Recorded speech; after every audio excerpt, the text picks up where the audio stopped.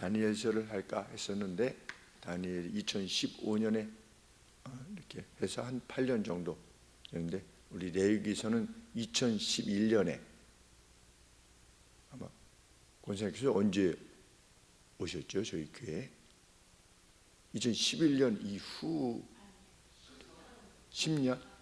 2010년경에 하셔서 그때 이후로 안 권사님께서는 15년 그러시니까 아마 레위기서 이 말씀 드리는 것은 아마 접하시지 않으셨을 것 같아서, 그래서 좀 더 이제 일일이 다 찾아봤어요. 왜냐하면 골고루 이렇게 먹여드려야 되니까.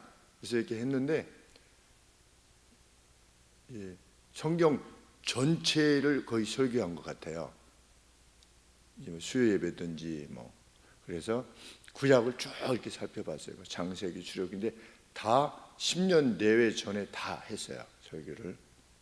근데 그래도 가장 멀리 있는 것 중에 하나가 레위기서입니다. 그래서 다시 한번 살펴보면서, 또 저도 이렇게 그때 당시에 내용들을 이렇게 살펴보면 그때 11년 전하고 지금 23년이니까 12년의 차이가 나는데, 그간에 또 하나님의 말씀을 살피다가 더 이제 익혀지는 내용들이 있으니까 더 풍성해질 수 있겠다, 이런 생각이 듭니다. 2011년에는 요 레위기서에 관계되어서만 이렇게 언급이 주로 되어지게 되는데, 레위기서에서 언급되어진 내용이 다른 어떤 성경 본문들하고 어떻게 연관되어서 이해될 수 있는가에 대해서 조금 더 폭넓은 이해를 가지게 되어서 아마 좀 더 유익하지 않겠나, 이런 생각을 하게 됩니다.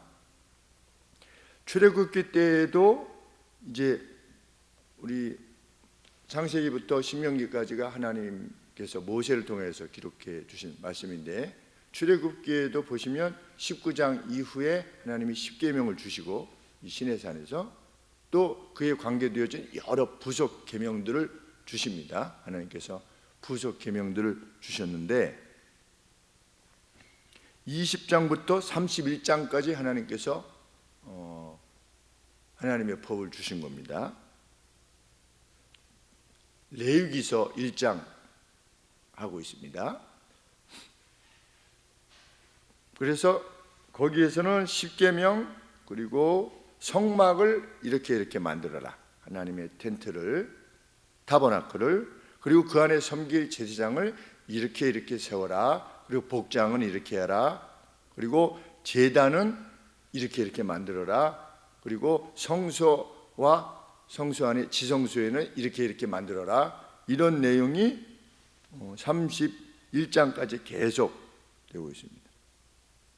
그런데 오늘 1절에 보시면 여호와께서 회막에서 모세를 부르사, 이 내용을 보면 이미 회막이 앞에서 언급되어진 대로 만들어진 겁니다. 이미 만들어진 상태에서 하나님이 부속 계명들을 주신 것을 모세가 기록했다는 것을 알게 됩니다. 이전에는 주로 제물, 그리고 긴박한 어떤 안식일 계명들에 관계되어진 것, 왜냐하면 이제 와야 되니까 이동을 해야 되는데 아직 회막이 없는 거죠. 그런 상태에서 이제 회막이 완성된 이후에 하나님께서 이 규례들을 주신 것입니다. 그런데 구약의 율법이 오늘 특별히 레위기서가 우리에게 의미 있는 거냐? 의미 있는 것이라고 성경이 말씀합니다. 예수님이 말씀하셨기 때문입니다. 뭐라고 말씀하셨습니까? 내가 율법을 폐하려 온 게 아니다, 나는 율법을 성취하러 왔다, 이렇게 말씀하셨고, 또 사도 바울도 뭐라고 말씀하셨습니까? 율법은 선하고 거룩한 것이다, 이렇게 어디서 말씀하셨냐면 로마서 7장 12절에서 언급하셨습니다. 그러니까 율법은 신약 시대에도 여전히 선하고 아름답고 가치가 있는 것이다.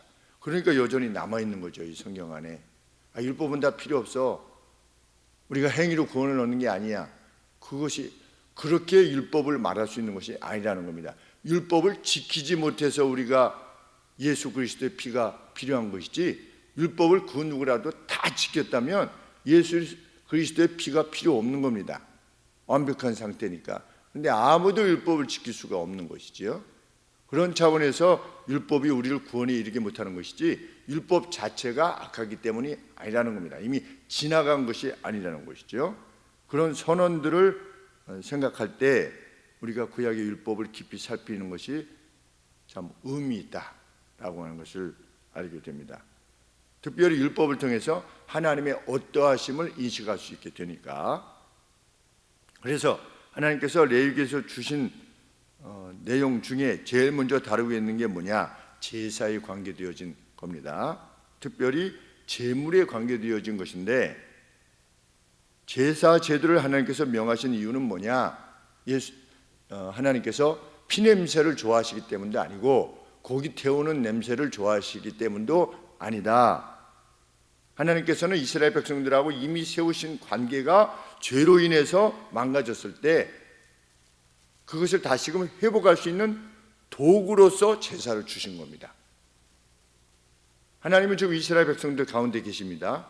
하나님이 거룩하니 내가 거룩하니 너희도 거룩하라 이렇게 말씀하셨습니다. 그래야지 하나님과의 관계가 온전해질 수 있으니까. 그런데 이스라엘 백성이 죄를 짓는 겁니다.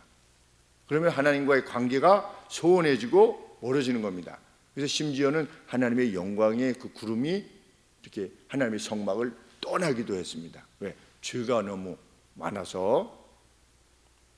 이것을 감안하시는 하나님께서는 이 제사 제도를 주심으로 그 훼손되어진 하나님과의 관계가 다시금 회복될 수 있도록 하신 겁니다. 그것이 제사 제도의 본질적 목적입니다. 제사는 몇 가지가 있다고 그랬습니까? 번제, 다 태워드리는 번제, 화목제, 속죄제, 속건제, 그다음에 소제, 이렇게 5가지가 있다고 했습니다. 소제는 음식을 태워드리는, 그리고 속건제는 특별히 특징 중에 이제 우리가 나중에도 다루겠지만 특별히 규정 어떤 카테고리 내에 규정될 수 없는 죄들이고, 심지어는 내가 죄를 졌는데 죄를 졌는지 안 졌는지 모르는 죄도 있지 않겠습니까? 그러한 죄의 경우에는 속건제를 드린 겁니다. 그리고 욥이 그 자녀들 이렇게 불렀을 때 모일 때마다 어떻게 했습니까? 혹시나 이 죄를 졌을까 해가지고 하나님 옆에 제사를 드렸다고 했는데 그런 종류의 죄가 속건제인 겁니다. 혹시 모르는 죄도, 모르고 지은 죄도 용서하여 주시옵소서.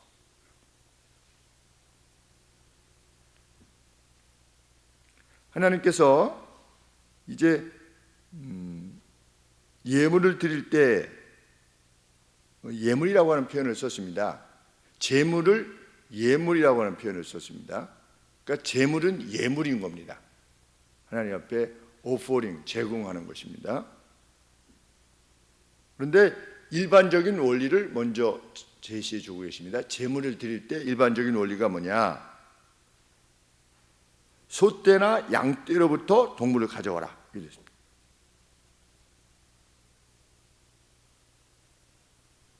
이 절 말씀에 생축 중에서 소나 양으로 예물을 드릴지니라.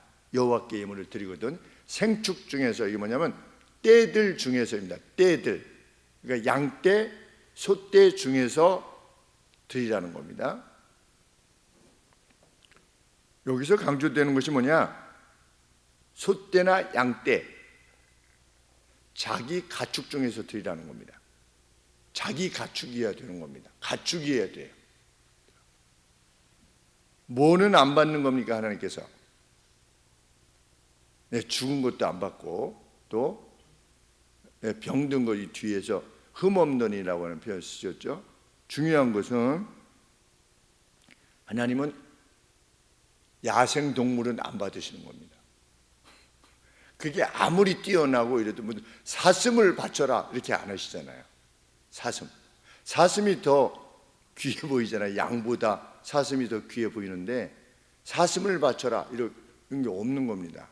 뭐 사냥을 바쳐라 이런 것도 없어요. 가축 중에서 하나님 앞에 바쳐야 돼요. 왜 그렇겠습니까? 이 제물과 이 제물이 누굽니까? 실은 나지요. 드리는 사람과 이 제물과 일치성이 있어야 되는 겁니다. 아이덴티파이가 돼야 돼요. 그런데 야생동물은 나와 전혀 관계없는 그 어떤 것인 겁니다. 그래서 하나님은 야생동물을 받지 아니하시고 가축 중에서 꼭 하나님 앞에 드리기로 하셨습니다. 야생동물은 자기에게 속한 것이 아니기 때문에 자기를 결코 대표할 수 없었기 때문에 이것을 보면 하나님께서 동물의 피나 고기의 살 타는 냄새를 기뻐하신 것이 아니라는 것이 분명합니다. 뭐 사슴고기 태워도 고기 냄새 잘 나겠죠. 엘크를 갖다 바쳐라 뭐 이렇게 안 한 것입니다. 하나님께서. 그래서 미가서 6장 7절에 뭐라고 하셨습니까?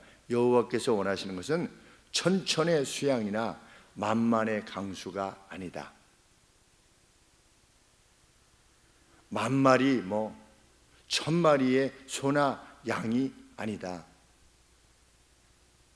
심지어 맏아들도 아니다. 하나님께서 참으로 원하시는 것은 뭐냐? 너 자신이라는 겁니다. 내가 원하는 것은 너 자신이다. 네가 바치는 그 어떤 것이 아니라는 겁니다. 우리는 하나님을 기쁘시게 할 때 잘못 생각하면 하나님은 내가 이렇게 희생하시기를 기뻐하시지 라든지 내가 이렇게 돈을 벌어가지고 하나님 앞에 많이 하나님의 돈이 없으셔가지고 무슨 저희가 드리는 이 예물을 뭐 많이 바치는 것을 하나님께서 기뻐하시겠습니까? 그것이 아니라 하나님은 우리 자신을 원하는 것입니다. 우리 자신. 우리가 우리 자녀들에게 무슨 선물을 원하는 겁니까? 그것이 아니라 우리 자녀의 나를 향한 마음을 원하는 것이죠. 그래서 문 닫고 문 잠그고 들어가면은 섭섭한 거죠. 우리 한나 나중에 컸을 때 우리 한나가 중학교 들어가고 뭐 이럴 때 엄마 제 방에 들어오지 마세요 이렇게 하게 되면 얼마나 섭섭하겠어요 엄마가. 그렇죠? 이제 컸다고 다 좀 컸는데 문을 쾅 닫고 들어가서 문 탁 잠그고 엄마 여기는 내 방이니까 들어오지 마세요. 나도 비밀이 있는 거예요. 뭐 이렇게 하게 되면 얼마나 슬프겠어요. 제가 오늘 우리 우집사님에게도 보여드렸는데 어제 목사 안수식이 있어서 이제 그 목사님 가정 또 목사님 교회 이렇게 성도들께서 오셔서 막 사진 찍고 이러는데 이제 목사 안수식을 마치고 이제 사진들 찍는데 어떤 아이가 이만한 종이에다가 제가 올렸죠. 밴드에 올려가지고서 그 밴드에서 뭐냐면 뭐라고 했죠 거기에 좁은 십자가의 길 좁은 길 뭐 이렇게 썼는데 그 한 5학년이나 이 정도 되어 보이는데 그 나이에 정말 민감한 때 아니겠습니까? 다른 사람이 뭐 이렇게 아는 체하면 이렇게 하고 이런 때인데 그걸 들고 아빠를 축하하기 위해서 아빠가 목사님 된 거를 축하해서 예수님의 길 뭐 고난의 길인가 뭐 이렇게 써가지고 이렇게 예수의 길 좁은 길 이렇게 가져온 것을 보았을 때 제가 마음에 어제 노예하는데 제일 감동되는 장면이 바로 그 장면이었어요. 오히려 이 어린아이에게서 깊은 감동을 받았습니다. 그렇지 그래 목사의 길은 정말 십자가의 길이고 고난의 길인데 그것을 격려하기 위해서 딸이 그걸 가지고 온 것이 너무나 귀했는데 하나님은 그런 것을 원하신다는 겁니다. 그 마음을 원하신다는 거죠.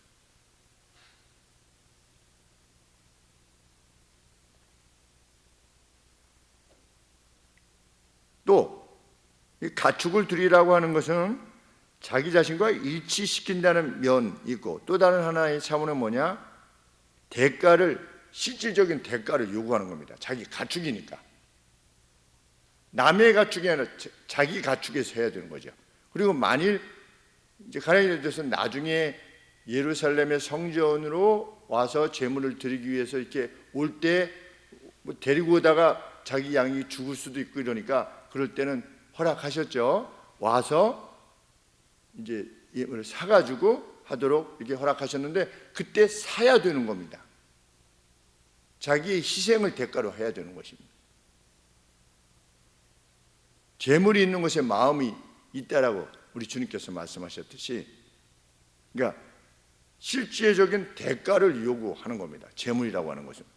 그런데 하나님께서는 소도 되고 양도 되고 염소도 되고, 그리고 심지어 뭐도 된다? 가장 가치 없어 보이는 것 같은 비둘기도, 맷비둘기나 그냥 비둘기, 이 비둘기도 된다라고 하나님께서 말씀하셨습니다. 그러니까 누구라도 드리고자 하는 마음만 있으면 드릴 수 있는 겁니다. 가난하든 부자든. 근데 희생을 전제로 한 거죠. 그 대가를 지불하라.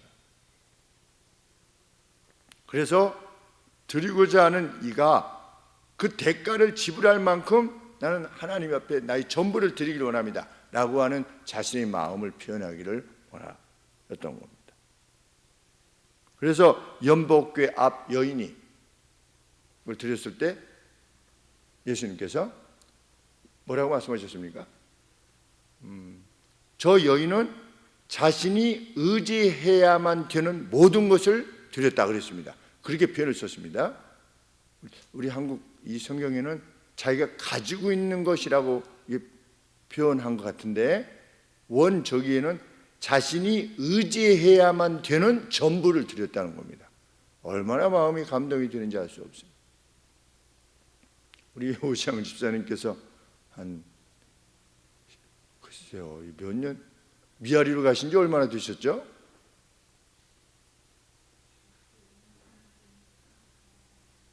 중학교 2학년이면 15살인데 17년, 18년 전이네요. 그렇죠? 17년, 18년 전에 미아리로 이사 가실 때 전 재산이 500만 원이었습니다. 전 재산이 500만 원인데 500만 원 중에 200만 원을 어느 날 헌금하신 거예요. 떠나시면서. 의지해야 되는 전부였습니다. 그 500만 원이.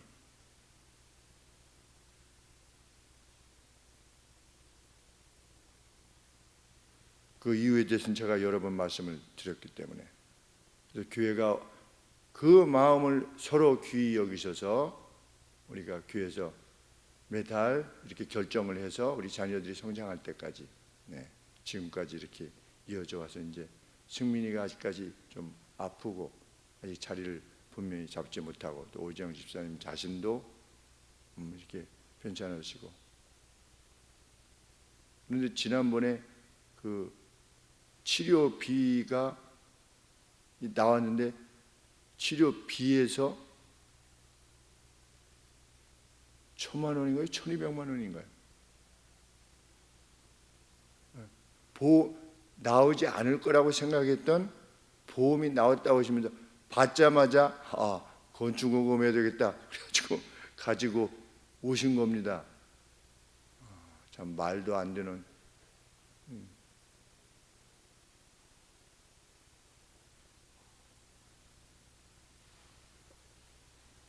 우리가 가까이 할 수 없지만 그것이 돈이 중요한 것이 아니라 그 마음으로 이렇게 자기가 자신이 의지해야만 되는 전부를 이게 드린다는 것은 정말 어려운 일인데, 그렇게 하나님 앞에 나아가고자 했을 때 그 17년이라는 긴 세월 동안 이 자녀들 셋이 그래도 무탈하게 자신들의 역할을 감당하면서 이렇게 성장하게 하신 하나님의 놀라운 은혜에 참 영광을 돌리게 됩니다. 다윗 역시 그러했지요. 아라우나가 그 타작마당에서 하나님 앞에 이제 이렇게 번제를 드리려고 하는데, 아라우나가 여기 소도 있고 여기 소의 제구도 있고 이러니까 이걸 다 태워가지고 제가 거저 드릴 테니 하나님 앞에 제사를 드리세요 이렇게 했을 때 다윗이 뭐라고 그랬습니까? 그렇지 아니하다. 내가 삭슬 주고 값을 주고 내게서 살이라. 값없이는 내 하나님께 여호와께 번제를 드리지 아니하리라 라고 해서 은 50세겔로 타작마당과 소를 사서 하나님 앞에 번제를 드렸죠. 값없이는 내가 하나님 앞에 번제를 드리지 않을 것이다 라고 하는 표현도 뭐가 있는 겁니까? 번제는 값을 지불해야 되는 거다. 나의 값을 지불하는 것입니다.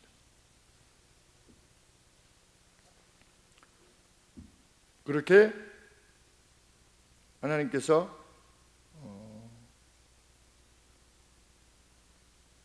가축 중에서 드려라, 대가를 표현해라 라고 이렇게 말씀하신 것이죠.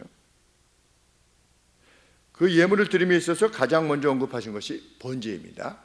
번제는 다 태워드리는 겁니다. 화목제 같은 경우는 일부만 태워드리고, 소제는 일부만 태워드리고 나머지는 제사장 가족들이 먹었습니다. 그런데 이 번제는 제사장에게 레위인에게 돌리는 것이 없이 그냥 다 태워드리는 겁니다. 그 차원이 다릅니다. 하나님 앞에 나의 전부를 드리겠나이다 라고 하는 표현이었기 때문입니다. 그 번제를 드림에 있어서, 일반적인 제물 드림에 있어서 원리는 무엇이냐? 가축도 예물에 흠이 없어야 된다는 겁니다. 흠이. 번제 역시 흠이 없어야 된다. 우리 교회나 성도 개인이 정한 시간에 정한 장소에서 함께 예배 드리려고 합니다. 그리고 그것을 결정했습니다. 그것이 하나님께서 성도들을 만나주시는 장소요 시간으로 우리가 이해합니다. 그래서 그 성도들과 하나님과 만나는 시간에 관계되어져서 그것이 가장 몸과 마음이 준비된 상태에서 드리기 위해서 모든 다른 일정을 잡지 않은 것이요, 그 시간을 위해서는. 그 전날 몸과 마음을 잘 준비하고, 또 주일날 돈 버는 일이 있어도 나는 예배를 드려야 되기 때문에 이렇게 할 수 없습니다 라고 이 예배를 지키기 위해서 성의를 다하고 성심을 다하는 것, 그것이 번제라 할 수 있는 겁니다. 주일을 지키기 위해서는 희생이 필요합니다. 예수님을 믿는 사람들은 주일날 놀러도 못 가요. 어디 한번 가을이 돼도 제대로 놀러도 못 갑니다. 왜? 주일을 지키기 위해서. 그리고 특별한 일이 아니고서는 주일날 이 물건 같은 것도 잘 못 사고, 먹고 싶은 것도 이렇게 잘 못 사 먹고 이러니까 좀 불편하죠. 불편합니다. 그럼에도 불구하고 그것을 지켜내려고 애를 씁니다. 그리고 남들도 예배를 드릴 수 있는데 유혹을 받지 않게 하기 위해서. 그래서 제가 그 그랜드 레피드에 한 6, 7년 전에 갔을 때에도 그랜드 레피드에 주일날 문을 여는 가게가 거의 없었습니다. 그런데 옆에 문이 열면은, 옆에 가게가 열면 나도 열고 싶잖아요. 그리고 이제 두려워하는 게 뭐냐면, 우리 이렇게 왔다가 문을 닫았다 가지고 다른 데 가면 그 고객을 뺏길까 봐 사람들이 뭐가 좀 잘 안 돼도 문을 열어놓을 수밖에 없는데, 그러한 유혹을 받지 않기 위해서 우리가 주일을 지키려고 애를 쓰죠.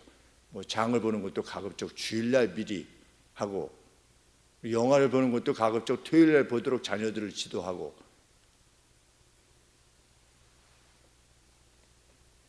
저희 형이 주일날 그 의사고시를 볼 거냐, 아니면 의사 되는 것을 주일 예배를 드리고 의사 되는 것을 포기할 거냐, 이제 전문의가 되는 것을 포기할 거냐, 그런 결정을 참 하나님 앞에서 진지하게 고민한 것이, 그게 뭐냐?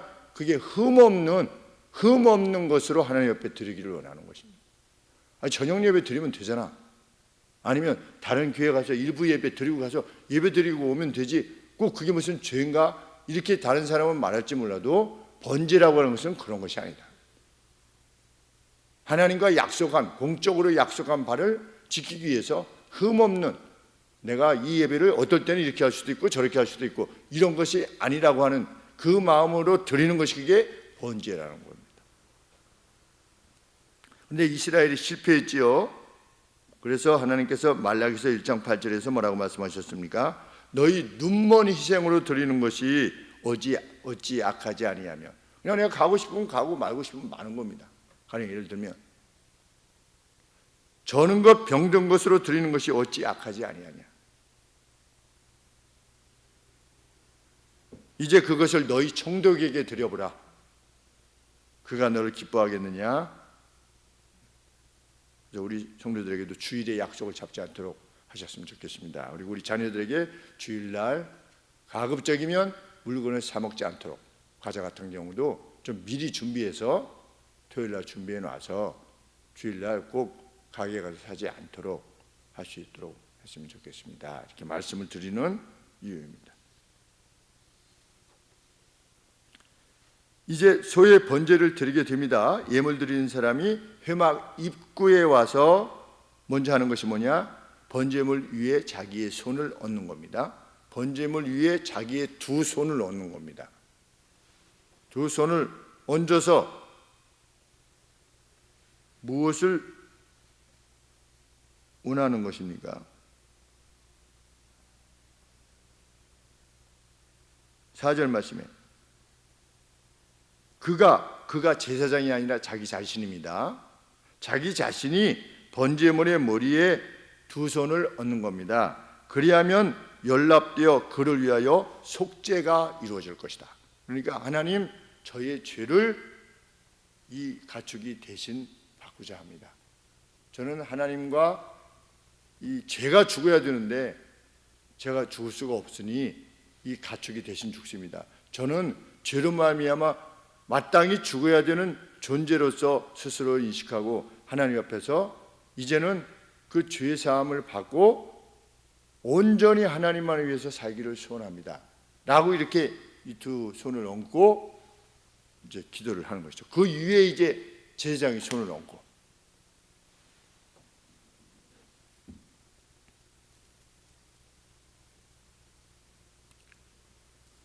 이 안수를 통해서 볼 때 번제의 가장 특징은 뭡니까?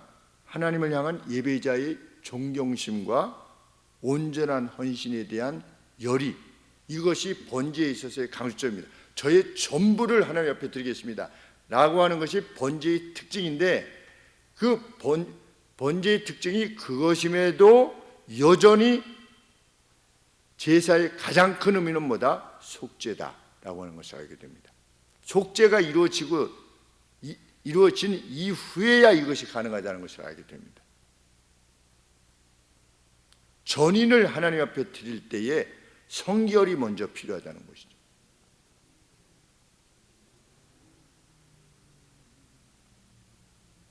그래서 이제 그렇게 안수한 다음에 이 제물을 드리는 사람이 그 소를 어떻게 하는 겁니까? 여호와 앞에서 죽이는 겁니다. 자기가 죽이는 겁니다.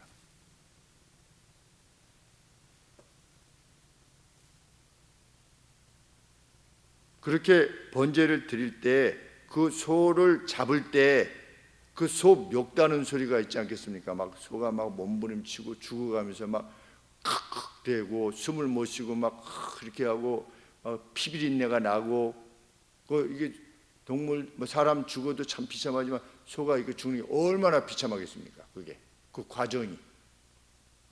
그런데 그게 곧 나라는 거죠. 내가 그렇게 돼야 되는 건데, 하나님께서는 그 죄가 지는 그 처참함이 그렇다고 하는 것을 제사 제도를 통해서 보여주시려고 했던 겁니다. 인식하게 하고 소를 잡는 과정에서 그걸 보게 하시는 것이죠. 그 다음에 이후에 그렇게 해서 이제 잡으면 거기서 나온 피를 제사장들이 받아가지고 제단 주위에 뿌려서 제단을 성결케 한 것입니다. 아직 태우기 전에 피가 먼저 뿌려졌던 것은 아무래도 피가 뿌려야 되는데 조금 지나면 굳지 않습니까?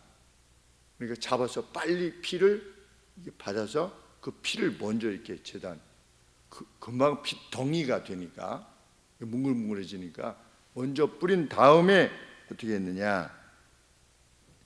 그 제물을 드리는 자가 그 소의 가죽을 벗기는 겁니다. 자기가 벗겨야 되는 거예요.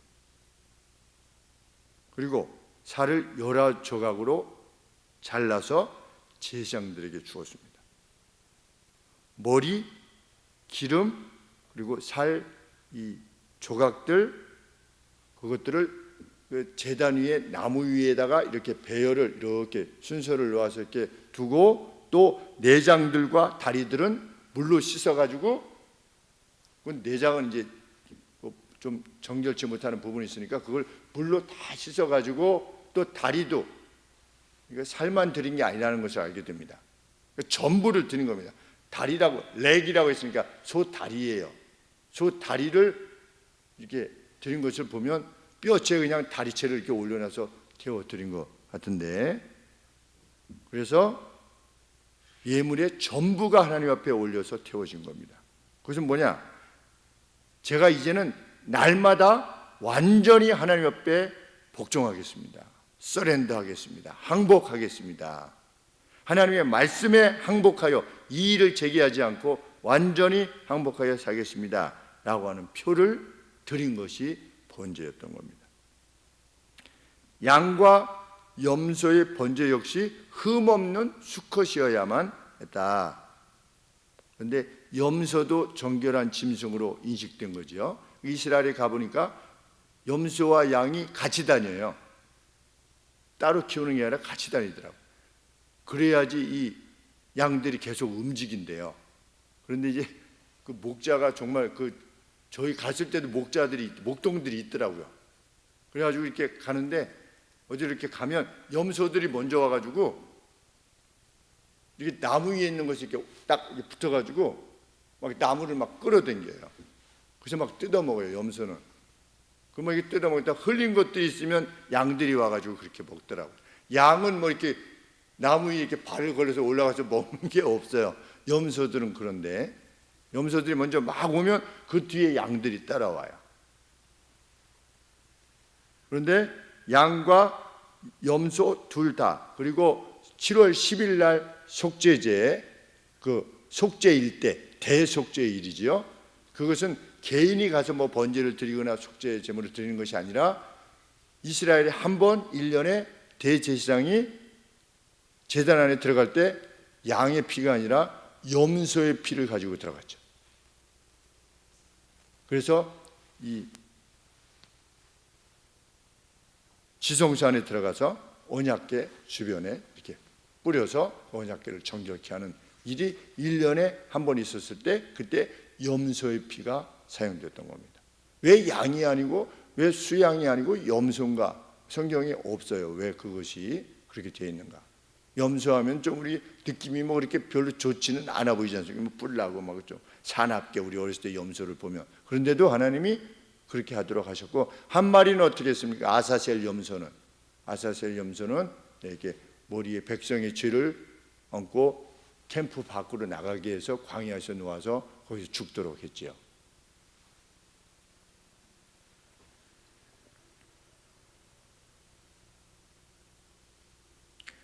양과 염소를 잡을 때 잡는 장소에 대한 규정은, 소의 경우는 장소에 규정이 없었는데 이 양과 염소는 제단 북쪽에서 죽이라 이렇게 되어 있습니다. 그리고 안수하라는 명령도 없고 가죽을 벗기라는 명령도 없습니다. 이것은 아마도 이 각을 떼라는 명령 안에 포함된 것으로 여겨집니다. 마지막으로 그의 예물이 맷비둘기나 비둘기의 예물인 경우 제사장이 그것에 숨통을 눌러 죽인 후, 그러니까 이제 뭐 비둘기면 뭐 비틀어 그랬는데 꼭 비틀지 않고 이렇게 숨통을 눌러가지고 이제 지식사 시키는 거죠.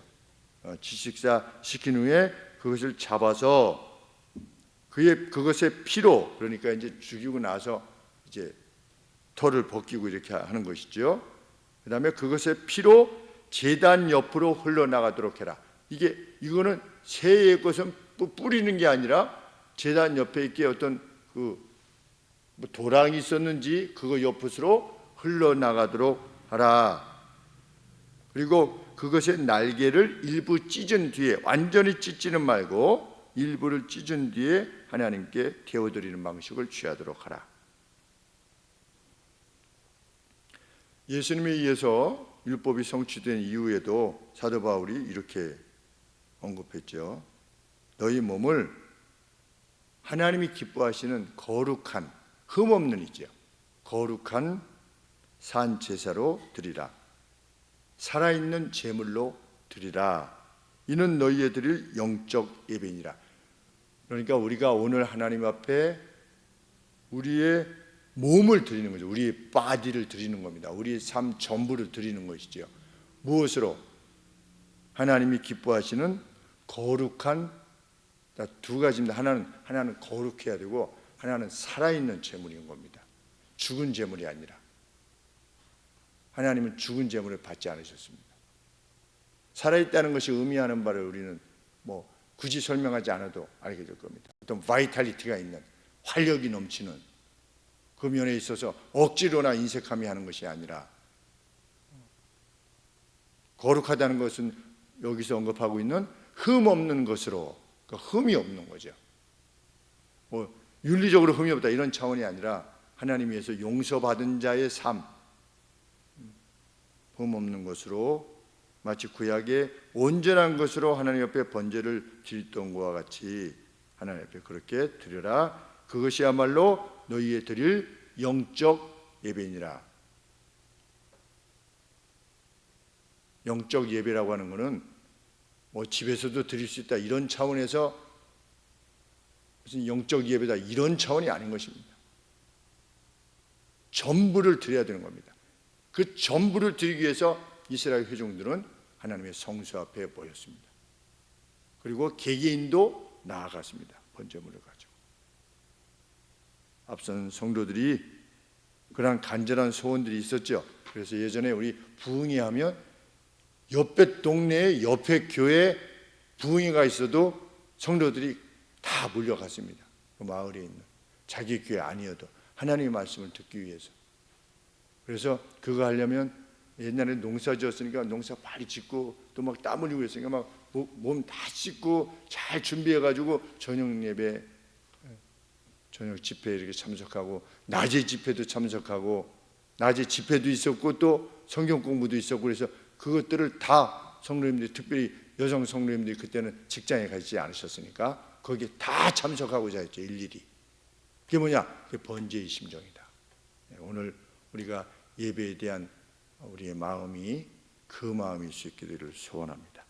기도하겠습니다. 하나님 아버지, 말씀을 통하여 하나님께서 우리에게 참으로 원하시는 것은 우리 자신이라는 것을 배웁니다.